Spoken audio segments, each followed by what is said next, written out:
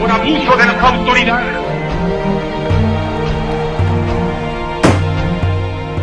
¿Qué pasó con el 10% de los exbraceros que laboraron en la Unión Americana durante la Segunda Guerra Mundial? Todos hacen oídos sordos y dicen desconocer cuántos exbraceros quedan en el país que nunca se han registrado para recibir su dinero como parte de una liquidación.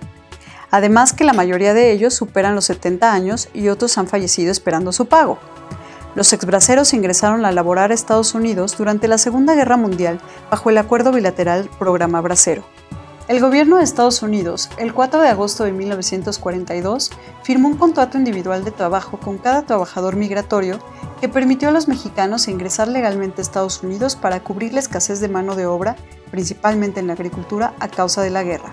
Desde el primer convenio de braceros firmado en 1942, el gobierno de México aceptó que los patrones estadounidenses descontaran a los trabajadores migratorios un 10% de sus ingresos en calidad de ahorro, como una garantía de que regresarían a México después de concluidos sus contratos. De febrero a octubre de 1948, se firmó un nuevo acuerdo que concluyó en 1964. Después, el gobierno de Estados Unidos ya no celebró contratos individuales, sino que los firmó directamente con los empleadores, quienes debían de tener 10% del salario del empleado para devolverlo al mismo mediante un cheque que debía ser cobrado en los siguientes 10 días en que el trabajador regresara a México.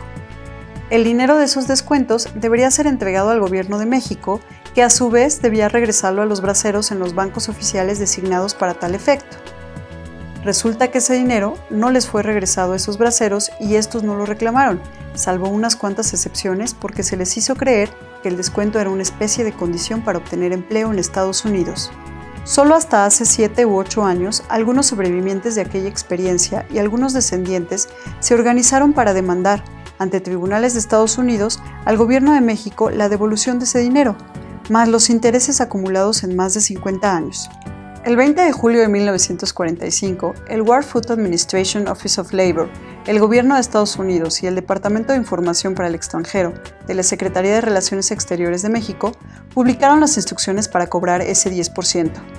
Después de 1964, no obstante que terminaron su contratación legal, los trabajadores migratorios siguen perdiendo parte de sus salarios y siguen aprovechándose de ellos en el vecino país por falta de regulaciones laborales y por parte del gobierno mexicano.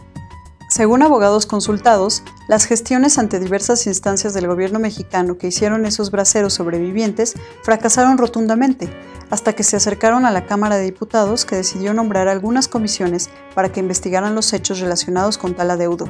Y es que después de 60 años, un juez federal en Estados Unidos demostró la irresponsabilidad del gobierno mexicano al no haber pagado el fondo de ahorros de los trabajadores exbraceros, y por no investigar lo que sucedió con esos recursos y en manos de qué institución o personas quedaron. Los 3 bancos propiedad del Estado que hicieron perdedizos estos recursos son el Banco de México y los extintos Banco Nacional de Crédito Rural y el Patronato del Ahorro Nacional. Información de la Cámara de Diputados expone que apenas se han cubierto las necesidades de 181,000 exbraceros, a quienes se les entregaron 38,000 pesos anuales entre 2005 y 2011. Sin embargo, apenas representa una mínima parte de los 4,5 millones de exbraceros que existen en el país, unos padeciendo la longevidad y otros definitivamente ya muertos. Mientras a lo largo de 60 años estos exbraceros fallecen sin un dinero que les pertenecía conforme a derecho, manos fantasmas de burócratas se robaron estos recursos que les pertenecían. Este es el México corrupto que ya no queremos. Esto es Expedientes MX. Hasta la próxima.